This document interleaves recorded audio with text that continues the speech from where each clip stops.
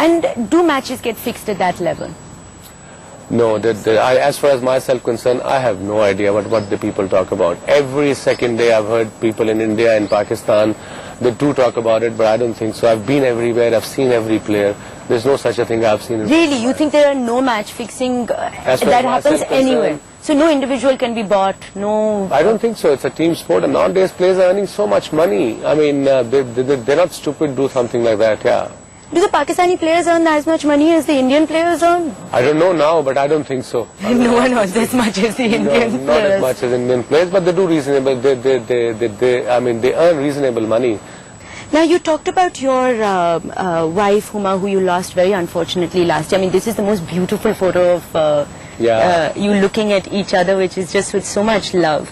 She was also a real beacon of strength for you. Yeah, she was. I mean, whatever I've learned in the last, say, 10 to 15 years I've been married to her, it's just because of her, on and off the field. I became a different person by living with her. And how are you coping with bringing up your two young sons? I mean, how old are your sons? Temur and... Temur is 12 and a half and Akbar is 9. My God, that's hard, right? As a single father who travels so much. And it's tough for all three of us, I mean for the whole family, but I believe it's just very tough for me personally, but kids are stronger than me and they're helping me around, but I have to keep my sanity and senses because I have to, I have two kids to look after. Hopefully Huma is giving me strength. She's always around me.